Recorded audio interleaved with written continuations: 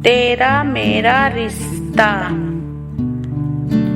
Hospital में अचानक से पता चला कि हमारी माँ की दोनों किडनियाँ फेल हो चुकी हैं।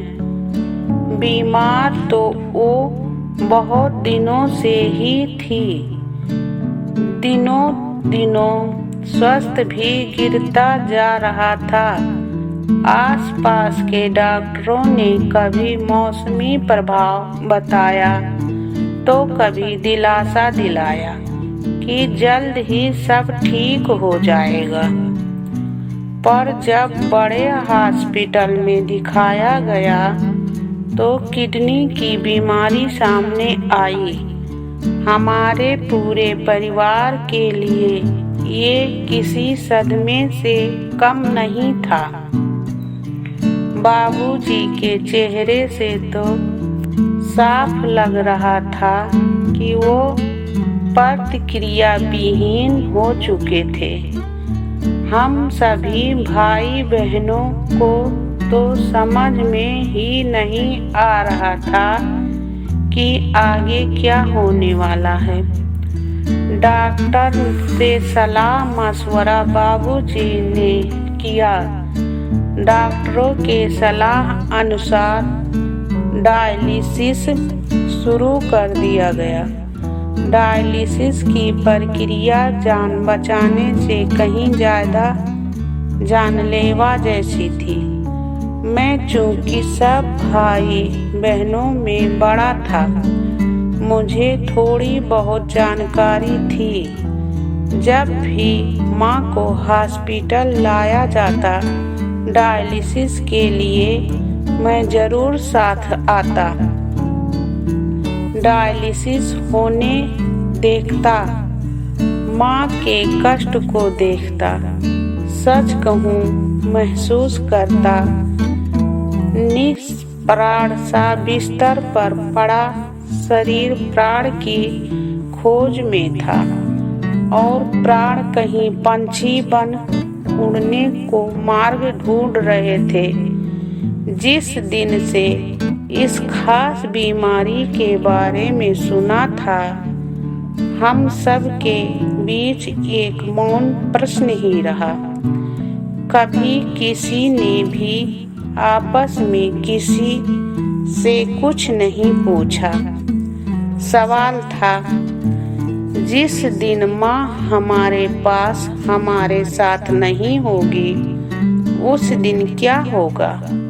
सभी सवाल तो मन में ही छुपाए हुए थे, पर सामना कतई कोई नहीं करना चाहता था। ये डायलिसिस का सिलसिला तकरीबन साल भर तक चला। हर बार डॉक्टर्स ट्रांसप्लांट की सलाह देते और हम सब सहम जाते। बात केवल इलाज के पैसों की ही नहीं थी, बल्कि किडनी डोनर को खोजने की भी थी। दोनों ही काम लगभग असंभव से थे, पर कुछ न कुछ करना था और बाबूजी लगातार लगे हुए थे माँ के साथ। जब भी बात होती वो कहते, घबराओ नहीं भोले बाबा ऐसे हम सबको निराश नहीं करेंगे। जब हमने किसी का अब तक कुछ नहीं बिगाड़ा तो वो भी हमारा बुरा नहीं करेंगे। माँ कहती, मेरे चक्कर में आप लोग सब कुछ आगे के लिए बर्बाद कर रहे हैं। जैसे चल रहा है चलने दीजिए। बाबूजी जवाब देते, अरे ऐसे कैसे चलने दिया जाए? अभी तो तुमको अपने सभी बच्चों की शादी भी करवानी है, बहू ढूंढना है, मेरा तो जानती ही हो मेरी पसंद बस तुम्हें छोड़कर कितनी बुरी है। तुम ढूंढना अपनी बहुओं को।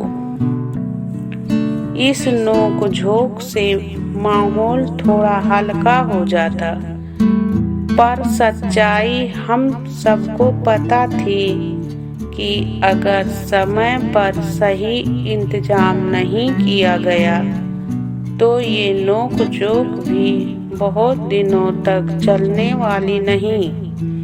पैसों की व्यवस्था के लिए बाबूजी ने मकान बेचने का फैसला किया।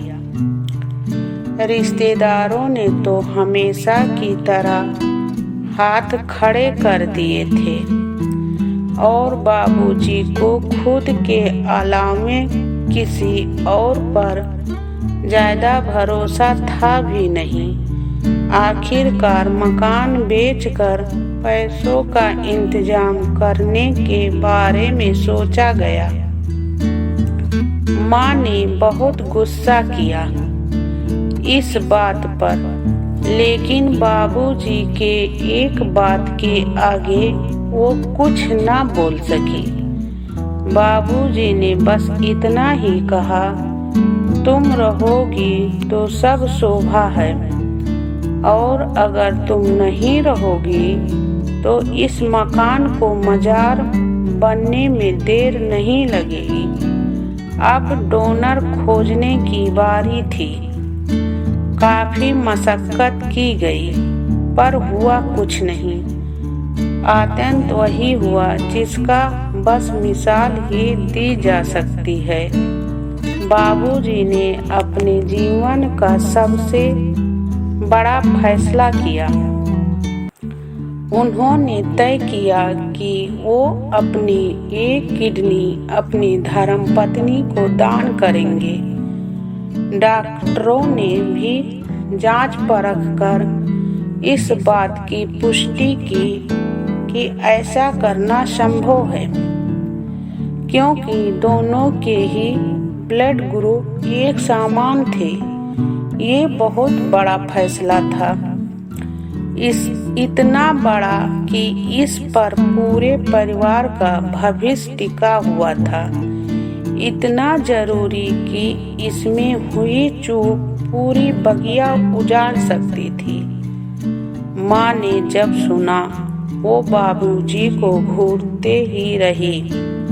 बाबूजी बोले, अरे इतनों दिनों बाद तो मौका लगा है तुम्हारी कुछ सेवा कर सकूं। जिंदगी भर तुमने हम सबका ख्याल रखा है, इस बार मेरी बारी है, तो ऐसे क्यों देख रही हो? घबराओ नहीं, सब ठीक हो जाएगा। भोले बाबा कभी बुरा नहीं करेंगे। मैंने जिंदगी में पहली बार अविवाहित होते हुए भी एक पति पत्नी के रिश्तों को समझा। समझ में आया कि पति और पत्नी का रिश्ता इतना खास क्यों माना जाता है। बाबूजी और माँ ने जो मिसाल बनकर हम सबको कुछ सिखाया, वो उकाई में मेरे लिए खास था। और कुछ कानूनी जद्दोजहद और मेडिकल प्रोसीजर्स के बाद ऑपरेशन और ट्रांसप्लांट का दिन तय हुआ। जब माँ और बाबूजी को एक साथ ऑपरेशन थिएटर में ले जाया जा रहा था, बता नहीं सकता दिल की धड़कनों की क्या रफ्तार थी। ऐसा लग रहा था कि जिस से बाहर निकल कर सामने आ जाएगा। 7 घंटों तक ऑपरेशन चला और अगले 7 घंटों के बाद माँ को होश आया। ऑपरेशन के बाद जब पहली बार हमने माँ के चेहरे को देखा तो ऐसा लगा मानो पूरा परिवार ने युद्ध जीत लिया हो। युद्ध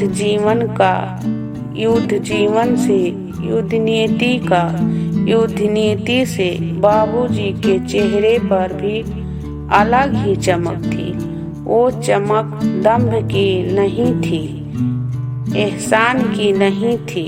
वो चमक थी किसी के काम आ जाने की, अपनी पत्नी के जान को बचा लेने की, अपनी बिखरती बगिया को सहेज लेने की, अपने मंदिर को मूर्तिहीन होने से रोक देने की। ये सब तो मैंने महसूस किया था बाबूजी के लिए। मुझे यकीन है आज भी उस दिन बाबूजी कुछ खास महसूस कर रहे थे माँ को लेकर। सब कुछ धीरे धीरे सामान्य हुआ। वक्त लगा, 2 साल लगे सब कुछ फिर से पटरी पर आने में। यह एहतियात के साथ जिंदगी फिर दौड़ने लगी, माँ के लिए भी और बाबूजी के लिए भी। अपने नए किडनी के साथ माँ ने भी पुनः जन्म प्राप्त पाया था और हम सब ने एक तूफान को टाला था। नहीं, बाबूजी के अकेले ही उस तूफान को टाल दिया था। माँ अक्सर बाबूजी से कहती, आप अपना ज़्यादा ख्याल रखा कीजिए, आधा आधा दोनों जी रहे हैं, साथ जिएंगे तो पूरा जी पाएंगे। हंसी ठिठोलियां नोक झोंक का दौर फिर से शुरू हो चुका था। माँ ने उस एक भागीरथी प्रयास के बल पर हम सब भाई बहनों की शादियां देखी, अपनी पसंद की बहुओं को घर लाया। कभी कभी तो हमें याद भी नहीं रहा कि घर में एक किडनी वाले 2 लोग भी रहते हैं। माँ 17 वर्षों तक जीवित रही, अपने पुनः जन्म से सारी जिम्मेदारियां निभाई, बाखूबी निभाई। चिता पर जब माँ को पार्थिव शरीर रखा हुआ था और बाबूजी ने उन्हें मुखाग्नि दी, उन्होंने बस एक ही बात कही, आज मैं पूरी दुनिया में अकेला हो गया। मेरी किडनी ने भी साथी खोया और मैंने भी। पति पत्नी के रिश्ते ने मेरे घर में ही एक नए ऊंचाई को छुआ। मैं ये नहीं कहता कि मेरी माता पिता आदर्श जोड़े थे, पर उन्होंने जो अपने जीवन से सिखाया वो कहीं किसी किताब में नहीं मिल सकता। अनुभव से बड़ा कोई किताब नहीं और जिंदगी के किरदारों से बड़ा कोई उस्ताद नहीं। धन्यवाद।